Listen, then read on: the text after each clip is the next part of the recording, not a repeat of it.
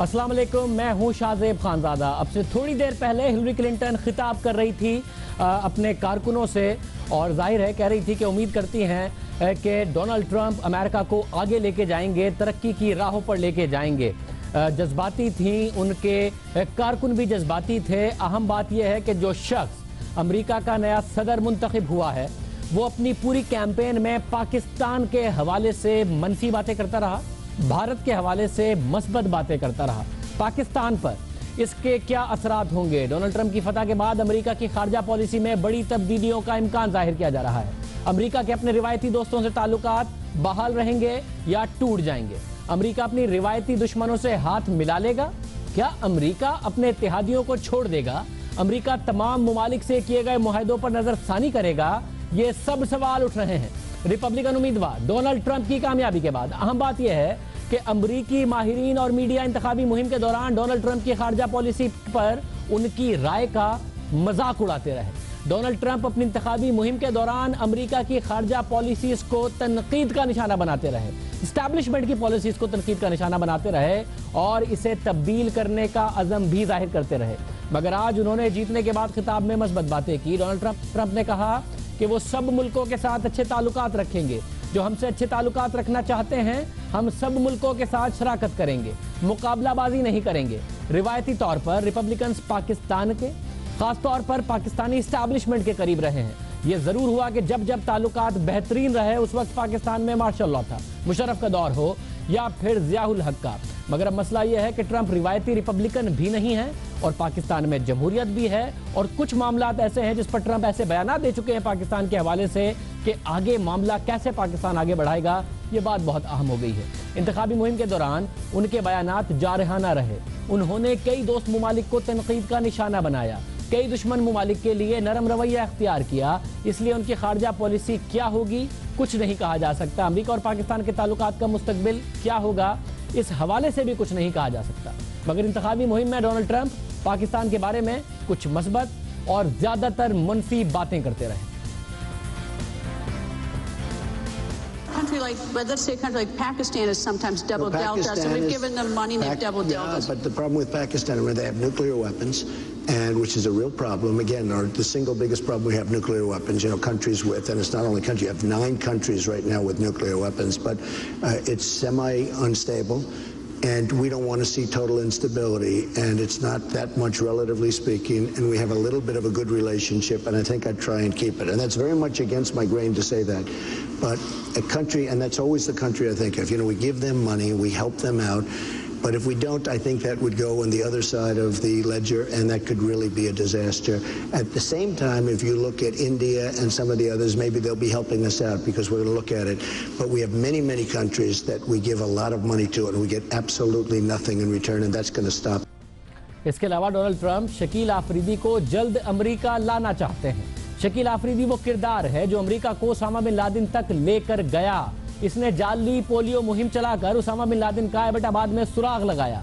बाद में शकील आफरीदी को पाकिस्तान में गिरफ्तार कर लिया गया, जबकि अमेरिका में इसे हीरो समझा जाता है क्योंकि इसने उसामा बिन लादेन तक पहुंचने में अहम किरदार अदा किया।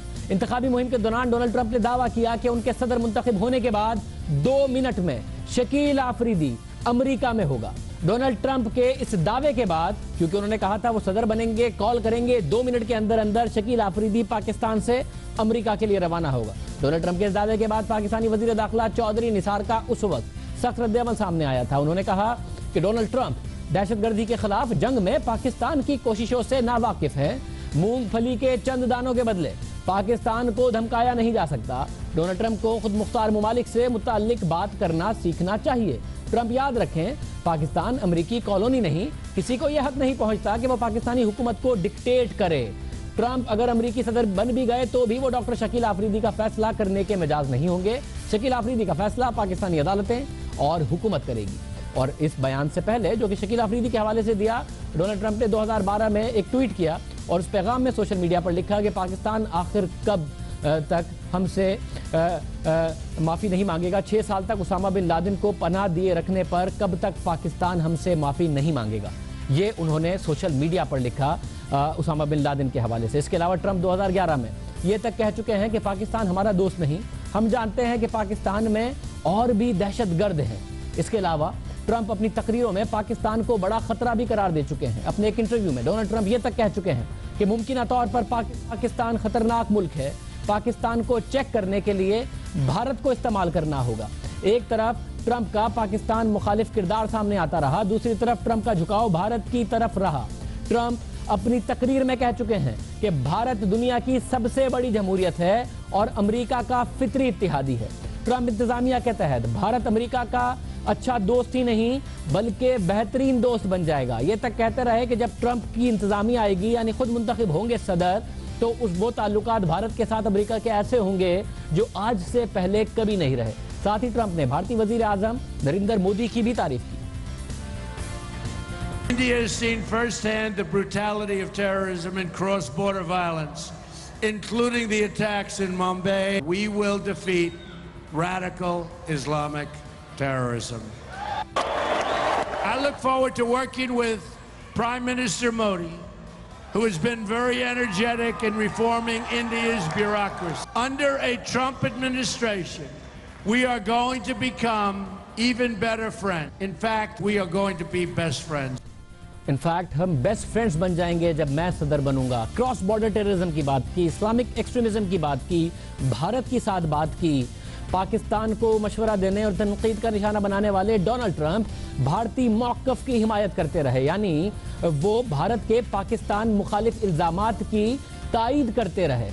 भारत पाकिस्तान पर इल्ज़ाम लगाता रहा है, एक केस बना रहा है हालिया तारीख में, जिसमें बार बार भारत कहता है कि पाकिस्तान दहशतगर्दी की कार्रवाइयों में मुलविस है, क्रॉस बॉर्डर टेररिज्म में मुलविस है, पाकिस्तान सरहद पार दहशतगर्दी में मुलविस है, पाकिस्तान गैर रियासती अनासिर की हिमायत करता है जो पड़ोसी ममालिक में दहशतगर्दी करते हैं। ये भारत का मौक़िफ़ है और ट्रंप इस मौक़िफ़ की तायीद करते रहे हैं। Cross border terrorism, Islamic extremism कहते रहे हैं कि इससे निपटना है, पाकिस्तान पर चेक रखने के लिए भारत को इस्तेमाल करना है। उड़ी हमले के बाद, भारतीय इल्ज़ामात के बाद पाकिस्तान पर दबाव बढ़ा, तो ऐसा नहीं है कि डोनाल्ड ट्रंप ही इतने एक्सट्रीम बयानात दे रहे हैं, बल्कि जो हालिया डेमोक्रेटिक हुकूमत है, ओबामा इंतज़ामिया है जो जाने वाली है, जाने से पहले इनके बयानात में भी जो भारतीय मौक़िफ़ है उसकी तायीद नज़र आ रही थी। अब डोनाल्ड ट्रंप जो लगी लिपटी नहीं बल्कि पाकिस्तान के खिलाफ वाज़े बयानात देते रहे हैं, लगी लिपटी नहीं भारत के मौक़िफ़ की तायीद करते रहे हैं, वो इस मौक़िफ़ को यहाँ से कैसे लेके जाएंगे, पाकिस्तान कैसे देख रहा है। क्योंकि पिछले दिनों अमरीकी मुशीर कौमी सलामती सुज़ैन राइस का बयान सामने आया कि पाकिस्तान इन तमाम ग्रुप्स के खिलाफ कार्रवाई करे जिन्हें अक़वाम मुत्तहिदा दहशतगर्द करार दे चुकी है। अमरीकी दफ्तर खारजा के तर्जुमान जॉन केरबी का भी बयान सामने आया कि पाकिस्तान सरहद पार से होने वाली दहशतगर्दी रुकवाने के लिए अमली इक़दाम करे सरहद पार। और ये उड़ी हमले के बाद ये मौक़िफ़ सामने आया। भारत इल्ज़ामात, अमरीकी मुतालबात के साथ साथ खुद अमरीका और पाकिस्तान के ताल्लुकात कुछ ज़्यादा अच्छे नहीं। पाकिस्तान के F-16 तैयारे नहीं दिए गए हालिया दौर में, और ये बराक ओबामा की इंतज़ामिया में हुआ। पाकिस्तानी इमदाद में कमी लाई गई। ये इंतज़ामिया के होते हुए उनकी ऐवान ने फैसला किया 2015 में अमेरिका की जानिब से पाकिस्तान को मिलिट्री एड के तौर पर $340 मिलियन दिए गए, मुआशी इमदाद के तौर पर $560 मिलियन दिए गए। 2016 में यह रकम कम होकर फौजी इमदाद के तौर पर 300 मिलियन हो गई, जबकि मुआशी इमदाद के तौर पर $500 मिलियन रह गई, और ये रकम मजीद कम होने का इंदिया दिया गया। अब एक ऐसा शख्स अमेरिका का सदर मुंतखब हो गया है जो पाकिस्तान के हवाले से सख्त और भारत के लिए नर्म मौक़िफ़ रखता है, भारत के पाकिस्तान के खिलाफ मौक़िफ़ की तायीद करता रहा है।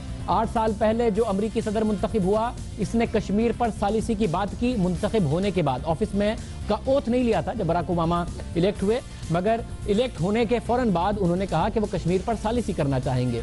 मगर ज़ाहिर है जब सदर बन गए तो उसके बाद ऐसी कोई बात नहीं की। मगर अब जो शख्स अमरीकी सदर मुंतखब हुआ है वो भारत मौक़िफ़ की तायीद करता रहा है। क्या आइंदा भी ऐसा करता रहेगा? पाकिस्तान और अमेरिका के ताल्लुकात कैसे आगे बढ़ेंगे? खारजी मुहाज पर पाकिस्तान के लिए मसाइल क्या बढ़ जाएंगे? इस हवाले से मज़ीद बात करेंगे। क्या पाकिस्तान ने पॉलिसी बनाई है?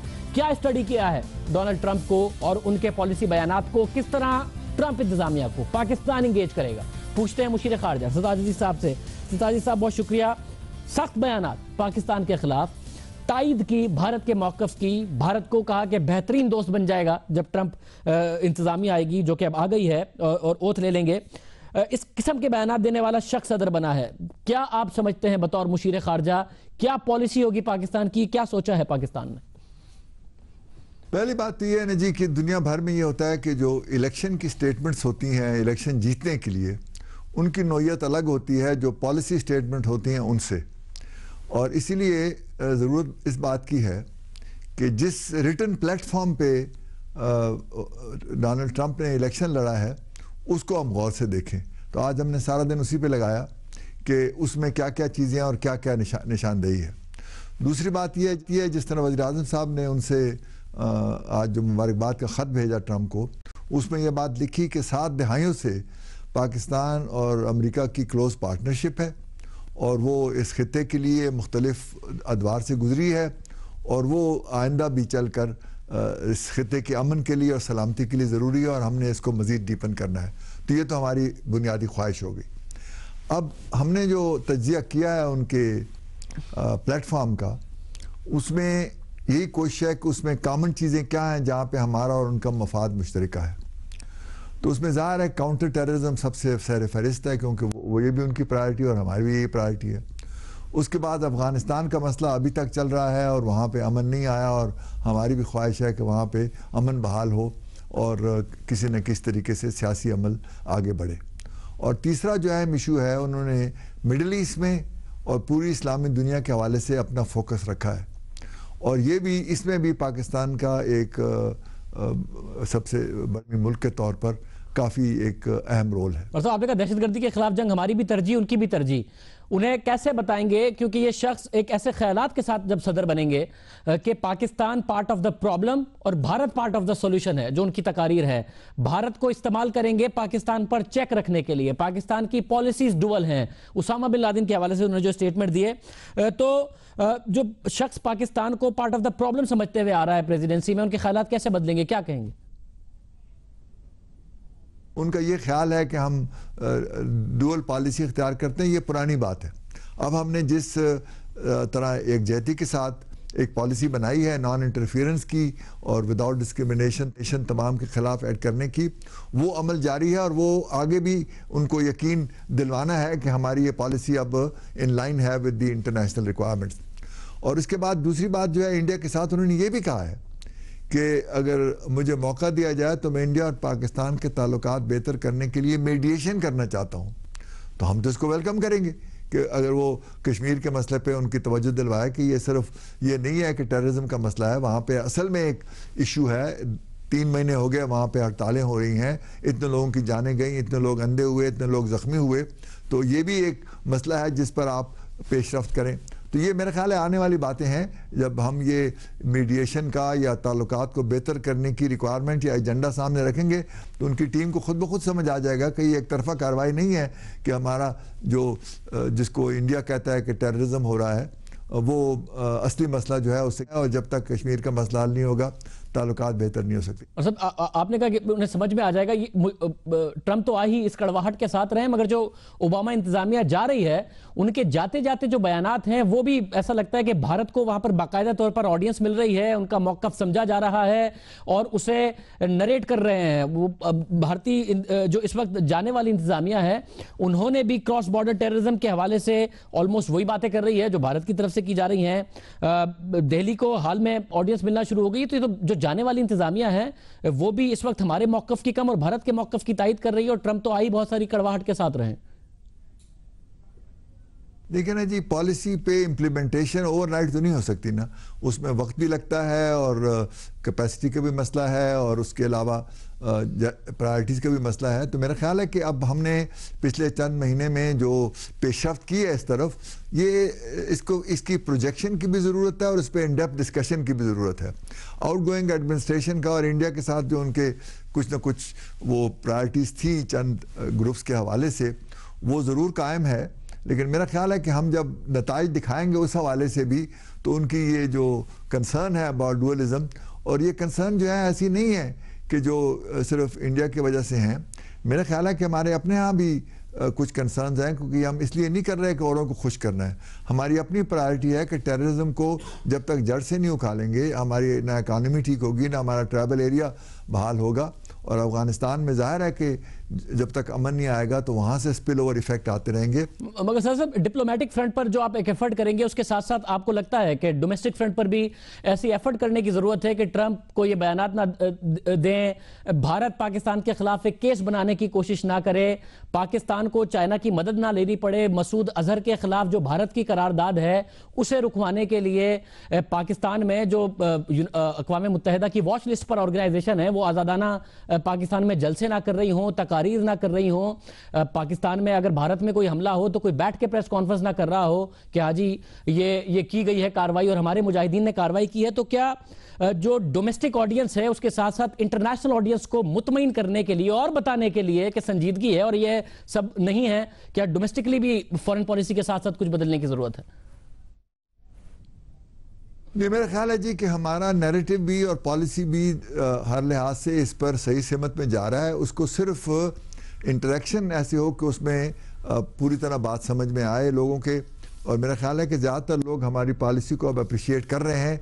सिर्फ ग्राउंड रियलिटीज़ जो हैं, पिछला बैगेज हमारा इतना ज़्यादा है कि उसको कन्विंस करने में ज़रा वक्त लगता है, लेकिन मुझे उम्मीद है कि जब इनकी टीम बन जाएगी और हमें मौका मिलेगा जो कुछ हमने किया वो एक्सप्लेन करने का, जो हम करने जा रहे हैं उस पर, तो इसमें हमारी काफ़ी हद तक जो अंडरस्टैंडिंग है वो बेहतर हो जाएगी। उन्होंने बड़ा दो टोक मौक़िफ़ दिया है कि शकील आफरीदी, मैं जैसे ही सदर बनूंगा 2 मिनट के अंदर अंदर शकील आफरीदी को छुड़वा लूंगा। उस वक्त तो खैर वो चूंकि प्रेसिडेंसी के उम्मीदवार थे तो चौंसार साहब ने बड़ा सख्त जवाब दे दिया कि ट्रंप पाकिस्तान को अपनी कॉलोनी ना समझें, पाकिस्तान ऐसा ही जवाब देगा जब वो सदर बन के भी उन्होंने कहा अब जनवरी में अगर वो सदर बन गए, एक कॉल कर दी कि शकील आफरीदी को रिहा करो, तो पाकिस्तान की क्या पॉलिसी होगी?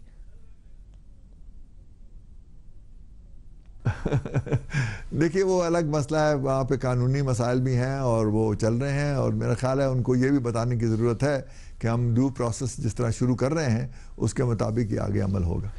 साथ में बताएगा कि मईशत के हवाले से बड़ी सख्त पॉलिसी है, सख्त स्टेटमेंट्स के, वन वे ट्रैफिक नहीं चलेगा, जो उनके अपने नॉर्थ अमेरिकन अलाइज के साथ ट्रीटीज़ हैं उसके हवाले से वो बड़ा साफ मौक़िफ़ रखते हैं। चाइना और जापान के बारे में कि जी वन वे ट्रैफिक है, इन्हीं की एक्सपोर्ट्स आती रहती हैं, सख्त अगर सख्ती करते हैं, बैरियर्स लगाते हैं, टैरिफ बैरियर्स लगाते हैं तो चाइना के एक्सपोर्ट्स मुतासिर होते हैं, उनकी मईशत मुतासिर हो। हमारी तो आजकल डायरेक्ट डिपेंडेंस है चाइना के ऊपर, उनकी इन्वेस्टमेंट आ रही है, तो पाकिस्तान की मईशत को नुकसान हो सकता है अगर चाइना को नुकसान होता है उनकी पॉलिसीज की वजह से, क्योंकि अमेरिका से तो कोई डायरेक्ट ना ट्रेड का वॉल्यूम बढ़ा है, ना कोई एफडीआई हमारे पास आया है, चाइना पर हम डिपेंडेंट है और वो चाइना के हवाले से बड़ी सख्त स्टेटमेंट्स देके आ रहे हैं। मेरा नहीं ख्याल कि ट्रंप साहब जो हैं वो फ्री मार्केट इकानमी को हर्ट करेंगे किसी पे रिस्ट्रिक्शन लगा के, लेकिन बुनियादी बात यह है कि अगर उन्होंने इन्वेस्टमेंट की वहाँ पे इंफ्रास्ट्रक्चर पे तो उनकी डिमांड बढ़ेगी, उनकी इंपोर्ट की ज़रूरत होगी, कहीं ना कहीं से तो उन्हें करनी है।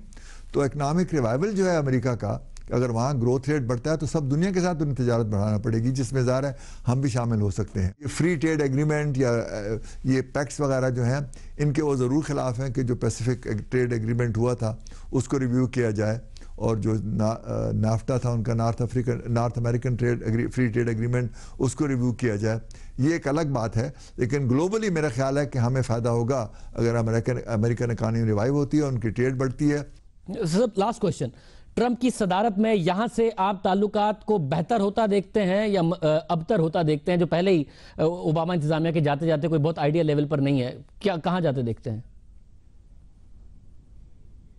देखिए ना जी, हिस्टोरिकली आप देखें तो हमारे ताल्लुकात का सबसे जो लोएस्ट लेवल था वो 2011-12 में था, जब रेमंड डेविस हुआ, फिर उसके बाद सलाला हुआ, फिर उसके बाद उसामा बिन लादेन के एबटाबाद का वाक़या हुआ। उसके बाद 2013 से हमने उसमें कुछ बेहतरी पैदा की, स्ट्रेटेजिक डायलॉग शुरू किया, प्राइम मिनिस्टर के 2 विजिट्स हुए, कांग्रेस में ज़ाहिर है कि कुछ मुश्किलात थी जिनसे हमारे यहाँ रुकावटें पैदा हुई। तो अब इससे मुझे उम्मीद है कि इससे बेहतरी आ सकती है। मुझे नहीं लगता कि इसमें कोई मज़ीद कोई बहरान आएगा इस तरीके का। मेरा ख्याल ये है कि ये स्टेबल ज़रूर रहेंगे और उम्मीद है कि इसमें बेहतरी भी आ सकती है। बहुत शुक्रिया सत्तार अजीज़ साहब हमारे साथ मौजूद थे। ट्रंप के माजी के बयानात, भारत के हवाले से मौक़िफ़, पाकिस्तान के हवाले से मौक़िफ़ का, पाकिस्तान अपनी खारजा पॉलिसी को क्या एडजस्ट करेगा, डोमेस्टिक पॉलिसी को कैसे एडजस्ट करेगा, कैसे ट्रंप को अपना मौक़िफ़ समझाएगा, सबके हवाले से हमने मौक़िफ़ मालूम किया। ट्रंप के इंतखाब ने पाकिस्तान समेत दुनिया भर को हैरत में मुब्तला किया है। रिपब्लिकन पार्टी के डोनाल्ड ट्रंप अगले 4 साल के लिए अमेरिका के सदर मुंतखब हुए हैं। सारे तज्ज़िये, सारे तबसरे, सर्वे नताइज, मीडिया जो उनके खिलाफ कहता रहा और करता रहा, सब कुछ वो कहते रहे, नतीजा कुछ और आया। और मीडिया उसके बाद हैरान कैसे हुआ जब वो ये अनाउंस कर रहा था कि ट्रंप अमेरिका की सदर बनने वाला है। Donald Trump will be the 45th president of the United States, winning the most unreal, surreal election we have ever seen. America has today lived through an almost unbelievable 24 hours of shock politics. After an extraordinary night, Donald Trump is the president-elect of the United States, pulling off a political shock few predicted. One of the most extraordinary elections any of us have ever seen. You can see behind me the map of the United States of this astonishing election. And this is a seismic political earthquake that will have reverberations around the world tonight.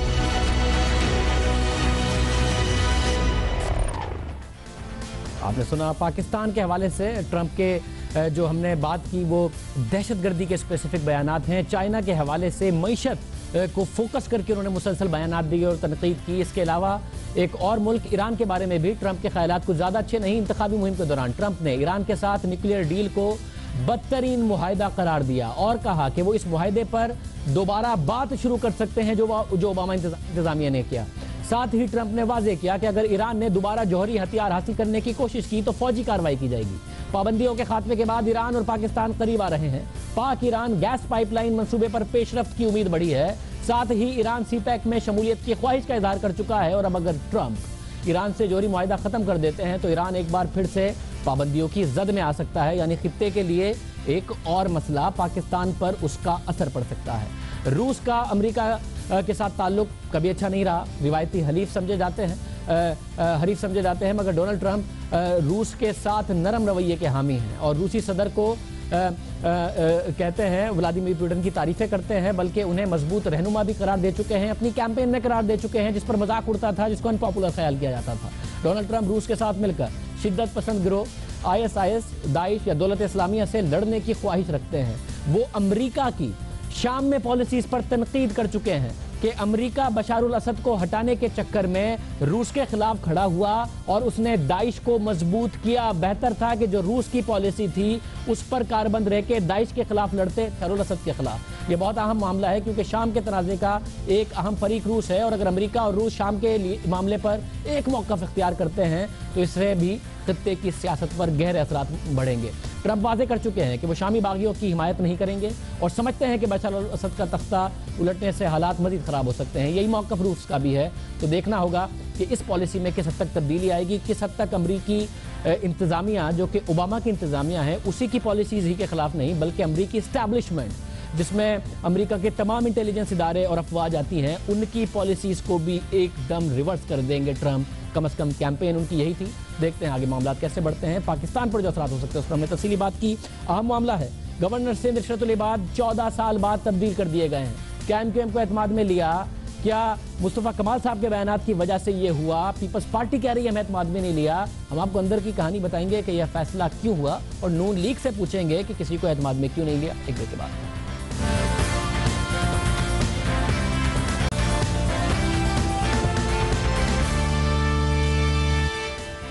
बड़ी सियासी तब्दीली हुई है सिंध में और 14 साल बाद हुई है। गवर्नर सिंध डॉक्टर इशरतुल इबाद की तब्दीली का फैसला हुआ।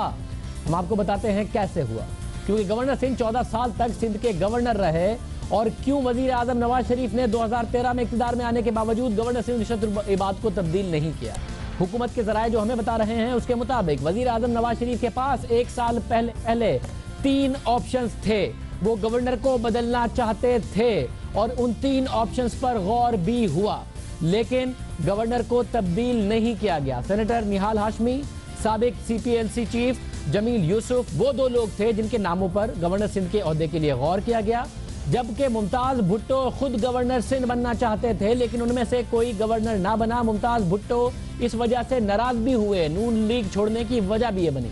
हुकूमती ज़राए के मुताबिक हुकूमत का ये भी ख्याल था कि 18वीं तरमीम के बाद गवर्नर का ओहदा अलामती है इसलिए वफाकी हुकूमत को डॉक्टर इशरत उल इबाद इसलिए भी कबूल थे कि कराची की सियासत में गवर्नर एक अहम किरदार अदा करता है और दूसरे सूबों के मुकाबले में मामला ज़रा मुख्तलिफ है। और इशरत उल इबाद क्योंकि 2002 से ये किरदार अदा करते आ रहे थे, तो जो 18वीं तरमीम का फ़र्क है जो दूसरे सूबों पर है वो इतना कराची में नज़र नहीं आता। वो किरदार भी अदा करते हैं, लेकिन पिछले चंद दिनों में जो कुछ हुआ, जिस तरह गवर्नर सिंध जो तनाज़ात से दूर रहते थे वो खुद एक तनाज़े का शिकार हुए, और उससे पहले जिस तरह MQM ने भी उन्हें डिसोन किया तो हुकूमत ने उनकी तब्दीली का फैसला किया। हुकूमती ज़राए के मुताबिक गवर्नर सिंह जो एक पुल का किरदार भी अदा करते रहे वो भी अब अदा नहीं कर पा रहे थे, वो पुल नहीं रहे थे। हुकूमती ज़राए के मुताबिक यहाँ तक हुआ कि MQM ने भी गवर्नर सिंह डॉक्टर इशरत उल इबाद को डिसोन कर दिया, यानी उनकी जो अपनी कॉन्स्टिट्यूंसी थी उसमें भी वो काबिल कबूल नहीं रहे थे। फिर गवर्नर सिंध को 2013 के बाद से इसलिए भी तब्दील नहीं किया जा रहा था कि गवर्नर का ओहदा वफाकी हुकूमत के लिए उस तरह अहम नहीं होता, उसका किरदार इतना अहम नहीं होता। ज़राए के मुताबिक मुस्तफ़ा कमाल की यह बात सामने लाने के बाद कि गवर्नर सिंध इशरत उल इबाद दोहरी शहरियत रखते हैं और उनके पास बरतानिया की भी शहरियत है, तो भी एक वजह मजबूत होती गई कि इशरत उल इबाद साहब को हटाया जाए, क्योंकि उनकी तरफ से इस पर कोई वाज़ेह मौक़िफ़ नहीं आया था। ज़रा ये भी कहते हैं कि गौर इस बात पर होना चाहिए, गौर इस बात पर होता रहा और फाइनली इशरत उल इबाद साहब को तब्दील कर दिया गया। सईद उज़्ज़मा सिद्दीकी साहब जैसे रिटायर्ड को नया गवर्नर बनाया गया। क्या वजह है और क्या मुख्तलिफ दूसरी जमातों को इस हवाले से एतमाद में लिया गया, क्योंकि वो शख्स जो 14 साल से सिंध का गवर्नर था उसे तब्दील किया गया।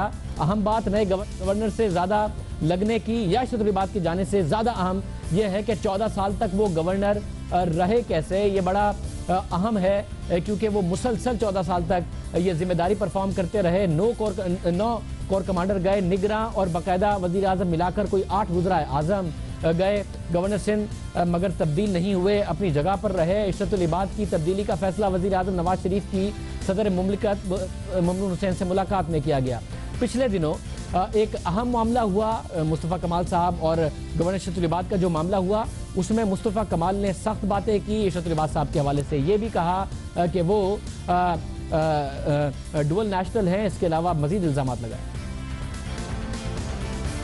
ये बंदा, मार्क माई वर्ड, ये बंदा एक लम्हे गवर्नर के बगैर इस शहर में, इस मुल्क में रहेगा नहीं। एक लम्हा बगैर किसी सीट, इसलिए द मोमेंट ये किसी सीट से हटा, इसको पता है इसके खिलाफ पिंडोरा बॉक्स है इसकी कार्रवाइयों का, इसकी जुर्म का।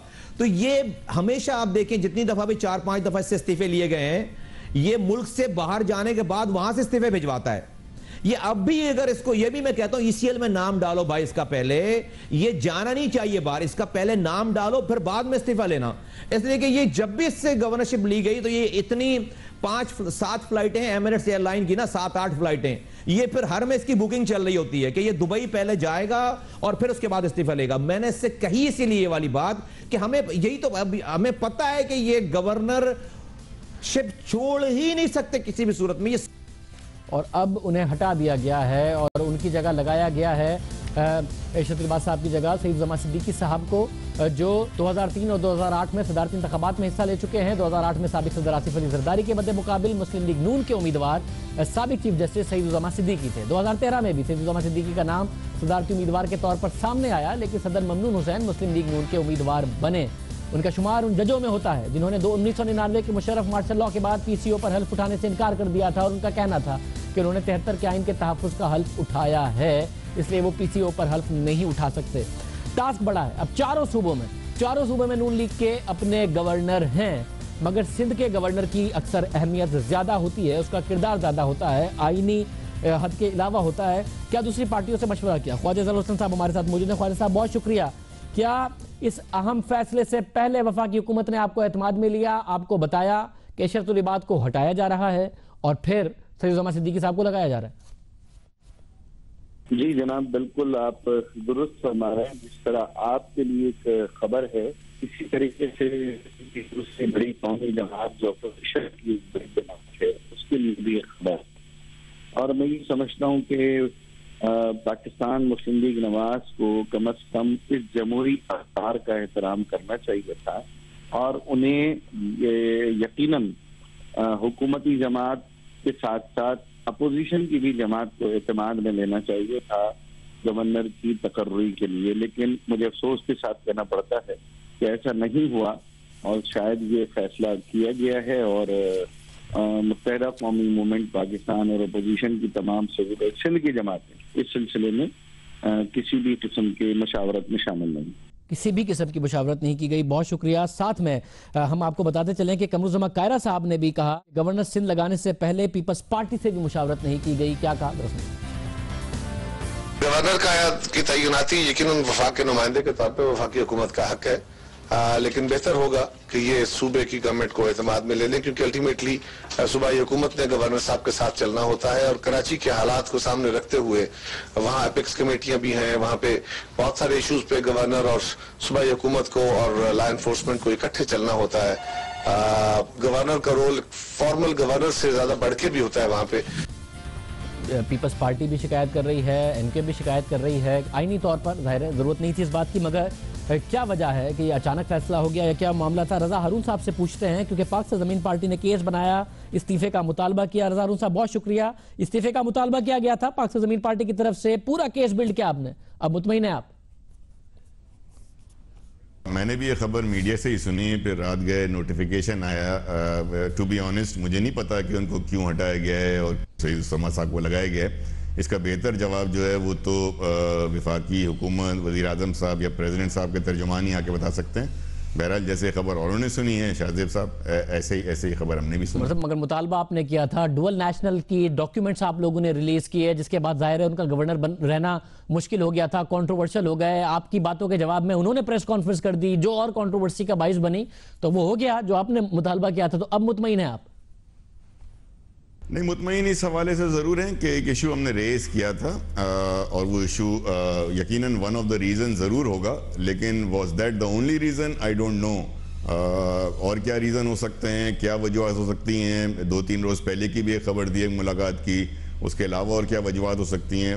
इसके लिए तो बेहतर ये है कि सदर साहब या वज़ीर आज़म साहब कौम को ये भी बता दें कि उन्होंने क्यों ये फ़ैसला किया है। एक शख्स 14 साल से गवर्नर था, तो कम से कम इतना तो कौम डिज़र्व करती है कि उसको पता चले कि आखिरकार उनको हटाने की रीज़न क्या थी, क्या वजह थी। एक एडमिनिस्ट्रेटिव डिसीजन भी हो सकता है, गवर्नर की पोस्ट को इलेक्टेड पोस्ट तो होती नहीं है, ये तो अपॉइंटमेंट है, बाय अपॉइंटमेंट होती है, तो ये तो बहरहाल उनका इस्तेकाक है।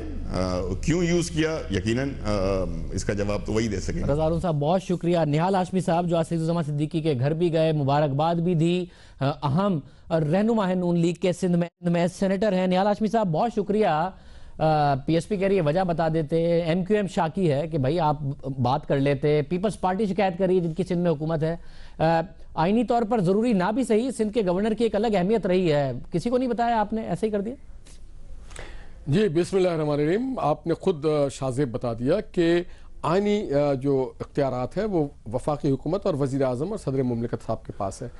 तो इसमें कहीं भी कंसल्टेशन का प्रोसेस नहीं है, ना मुशावरत का, ना कोई माजी में इस तरह की कोई ख़ास नज़ीर रही हो कि तमाम पॉलिटिकल पार्टीज़ को और हर एक शख्स को बताया जाता है। अभी एक मेरे दोस्त कह रहे थे कि हमें बता देते, तो यकीनन हम आपको बता रहे हैं कि गवर्नर सिंध को तब्दील कर दिया गया और पाकिस्तान के एक बड़े मायनाज सपूत और former chief justice of Pakistan जनाब सईदुज़्ज़मा सिद्दीकी को बनाया गया है, जो कि जिसके ऊपर तमाम पाकिस्तान के लोग यकीन और एतमाद रखते हैं। ये बहुत अच्छी क्या वफाकी हुकूमत चाह रही थी कि जो एक रोल था, इशरतुल इबाद साहब एक बड़ा किरदार अदा करते थे, मुख्तलिफ एपेक्स कमेटी की मीटिंग्स हों उसमें किरदार, लॉ एंड ऑर्डर की मीटिंग्स में किरदार, एक मौका ब्रिज का किरदार, सियासी जमातें, मुशर्रफ का इस्तीफा, जरदारी साहब, तो कि बिल्कुल आपको एक न्यूट्रल आदमी चाहिए था जिसका कोई किरदार ना हो? नहीं, आप यकीन रखें कि सईदुज़्ज़मा सिद्दीकी साहब उससे ज़्यादा बेहतर किरदार अदा करेंगे। उनकी तब्दीली की एक और बुनियादी वजह यह है कि हम आइन और कानून की बालादस्ती और गुड गवर्नेंस पे बिलीव करते हैं। सईदुज़्ज़मा साहब चूंकि चीफ जस्टिस रहे तो गवर्नेंस को बेहतर करने में और आइनी कानूनी जो मामला थे उसको बेहतर तरीके से चलाने के लिए एक दफा फिर देखें, इसमें कोई शक नहीं है कि आइनी तौर पर नहीं थी जरूरत, मगर नून लीग का जो इस वक्त पॉलिटिकल स्टेक है, अगर वो वोटों से और प्रोविंशियल असेंबली की सीटों से या नेशनल असेंबली की जो सीटें आपने जीती उनसे डिटरमिन होता है, तो वो इतना नहीं है जो पीपल्स पार्टी और एमक्यूएम का है और गवर्नर का एक किरदार है। बेहतर नहीं था कि आप पूछ लेते, आपने नहीं पूछा? नहीं, हमने हमेशा हर वो बात पूछी है अपने साथियों से, दोस्तों से, जिसमें पूछने की जरूरत महसूस हुई है। कराची में जितने डेवलपमेंट के काम हुए, कराची में अमन की बात करने के जब सबसे पहले प्राइम मिनिस्टर ने 2013 में तमाम पॉलिटिकल पार्टी, तमाम स्टेक होल्डर्स को बुलाया गया और बुला कर उनके साथ मशावरत के बाद ही हमने कराची बदअमनी का खात्मा किया, अमन की तरफ हम आज अल्हम्दुलिल्लाह उसके नतायज आपको नजर आ रहे हैं। फिर जब कराची मेट्रो बस का था तो हमने ग्रीन चैनल की जब बात की, प्राइम मिनिस्टर सबको ऑन बोर्ड लिया गया और इसी तरह से लियारी बाईपास मुतादिद वजूहात नजर आती हैं। एग्जैक्ट वजह क्या है? क्योंकि पीपल्स पार्टी एमक्यूएम को ना बताया हो, मगर सिंध का मामला है, मियां साहब ने आपको बताया होगा और आप ममनून हुसैन साहब के भी करीब हैं, उनके भी बड़े करीबी साथी हैं। एग्जैक्ट वजह क्या है डॉक्टर शहतुल लिबास साहब को हटाने की? एग्जैक्ट वजह कुछ भी नहीं है। फेडरल गवर्नमेंट सुने, फेडरल गवर्नमेंट की डोमेन है और एक बहुत अच्छे आदमी को लाना चाहते थे फेडरल गवर्नमेंट। मियां साहब का दिल किया और मियां साहब ने कहा कि चले कुछ नहीं, दिल करने की बात नहीं। सईद साहब की जब वो chief justice Sindh high court थे या चीफ जस्टिस पाकिस्तान थे तो उनकी परफॉर्मेंस और उनकी कारकर्दगी बहुत ही आला रही है। तो हम तवक्को रखते हैं कि चीफ जस्टिस ऑफ पाकिस्तान रहे। 2 साल 2.5 साल करके मियां साहब की हुकूमत को 3 साल हो गए, 3.25 साल। वो 3.25 साल भी सईदुज़्ज़मा सिद्दीकी साहब उससे पहले भी जज थे, उससे पहले भी उनकी कारकर्दगी थी, नहीं हटाया। अब क्यों हटाया? देखिए अब इसलिए देखिए अब भी अगर आप ना हटाते, कोई भी शख्स हमेशा के लिए किसी ओहदे के लिए नहीं होता है। सईदुज़्ज़मा साहब एक बहुत अच्छे चॉइस थे और ये पहले भी कई बार सईदुज़्ज़मा साहब की अच्छे चॉइस पर नहीं पूछ रहा मैं। शहतुल लिबास साहब क्या एक फिर बैड चॉइस बन गए थे आपके लिए? क्यों हटाया? एग्जैक्टली बैड चॉइस की बात नहीं है, बैड चॉइस आपको पता है, आपको ममनून साहब ने, मियां साहब ने बताई, आप बता नहीं रहे, क्या वजह है? अब बात चीजें आप कुछ इंतजार करें, आपको सारी चीज रफ्ता रफ्ता पता चल जाएगा इंशाल्लाह। तो मुझे जराए से पता चला है, मैंने बता दिया, मैं आपसे कह रहा हूँ बड़े आम रहनुमा सिंध में बताएं क्या क्या वजह है। नहीं, वजूहात तो आपको पता चल जाएगा और बेहतर होगा कि प्राइम मिनिस्टर मोहम्मद नवाज शरीफ साहब या ममनून हुसैन साहब इस बात को अनफोल्ड करें। बहुत शुक्रिया, बहुत शुक्रिया हमारे साथ मौजूद। एक अहम खबर आई है, पहले बात आती थी कि सियासी जमातों के जो रहनुमा हैं उनके असासे हैं, मियां साहब का मामला भी चल रहा है कि मिले थे तो बताए क्यों नहीं। ये भी मामला पीपल्स पार्टी ने उठाया कि जो आपको सऊदी हुकूमत ने अगर कुछ दिया था, मदद की थी जब आप एग्जाइल में थे, तो वो भी पाकिस्तान की अमानत है। अब पता चला है और मुशर्रफ साहब ने खुद ने कबूल किया है कि उन्हें जो सऊदी फरमा रवा थे उस वक्त शाह अब्दुल्ला, उन्होंने पैसे दिए, उनके अकाउंट में ट्रांसफर किए। बड़ा शुक्र भी उनका अदा कर रहे हैं, मगर मुशर्रफ साहब ने भी पाकिस्तान में अपने अकाउंट्स में नहीं शो किए। क्या मामला है, बात करेंगे एक मिनट के बाद।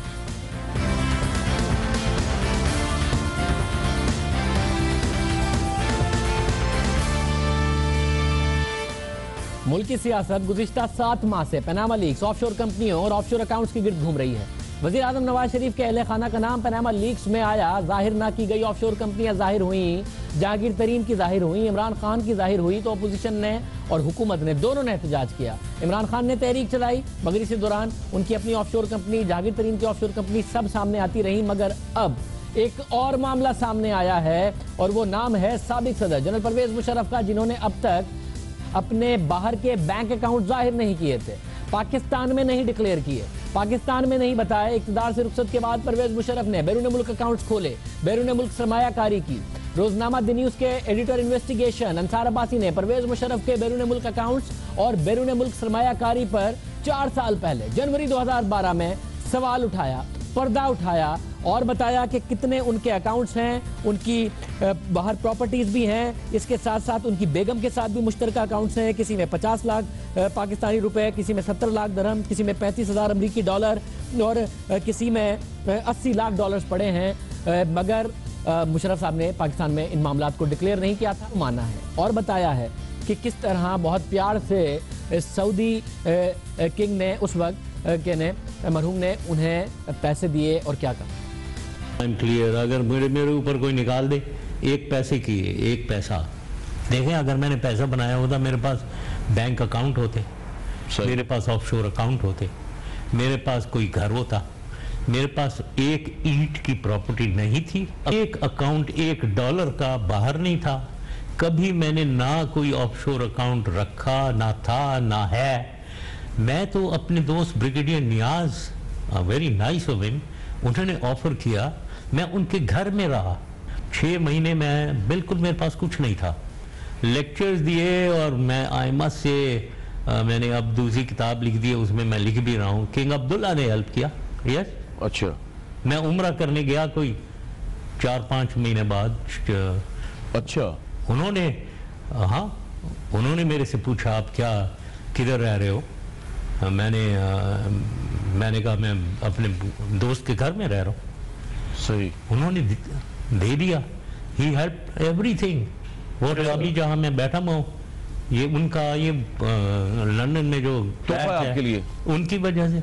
अच्छा, हाँ, यस है, यस इंडीड। तो मतलब ये घर नहीं तोहफे दिए, बट फाइनेंशियल असिस्टेंस बहुत ज़्यादा की उन्होंने। ही ऑलवेज सेड कि आपको मैं अपने छोटे भाई समझता हूँ।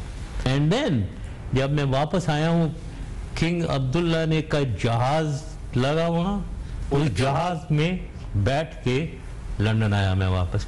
आपने सुना दुनिया टीवी के प्रोग्राम में बाकायदा तौर पर मुशर्रफ साहब ने बताया कैसे उनके अकाउंट खोला और पैसे आए। आज से पहले नहीं बताया गया था ये मामला। 2012, 2011, 2010 के टैक्स रिटर्न में 15 लाख, 14 लाख, 13 लाख उन्होंने मजमूई अपनी आमदनी बताई। कोई इस हवाले से नहीं बताया क्या डिक्लेयर करना चाहिए था। शबरदीदी साहब टैक्स उमूर के माहिर हमारे साथ मौजूद हैं। शबरदीदी साहब बहुत शुक्रिया। क्या मुशर्रफ साहब आप पाकिस्तान आए, अपने डॉक्यूमेंट्स भी जमा कराए, पार्टी सारा मामला, क्या उन्हें डिक्लेयर करना चाहिए था जो कुछ भी बाहर है, जो कुछ मिला, जो भी मामला था? मैं इससे कानूनी चीज एक्सप्लेन करता हूँ। जो भी बंदा पाकिस्तान में टैक्स रेजिडेंट है, अगर वो पाकिस्तान में 183 दिन से ज्यादा रहा है तो वो टैक्स रेजिडेंट बन जाता है। और अगर वो टैक्स रेजिडेंट बन जाता है तो उसको पूरे वर्ल्ड असास से दिखाने हैं और कोई एग्जेम्पशन नहीं है किसी को कि जो वर्ल्ड असास से नहीं दिखाए अगर वो पाकिस्तान का टैक्स रेजिडेंट है, चाहे वो सोर्स कहीं से भी हो, दिखाना उसको पड़ना चाहिए। ये मेरी टैक्स की ओपिनियन है इस बारे में। बहुत शुक्रिया। शबरदीदी साहब बता रहे थे कि टैक्स ओपिनियन क्या है कि आपको दिखता है, शो करना पड़ता है अगर आप पाकिस्तान में रेजिडेंट हो गए, जो कि मुशर्रफ साहब काफ़ी अरसे तक उसके बाद पाकिस्तान में रहे। आज के प्रोग्राम में इतना ही। कल के प्रोग्राम में आपसे मुलाकात होगी, तफसील खबरों पर बात होगी। अल्लाह हाफ़िज़।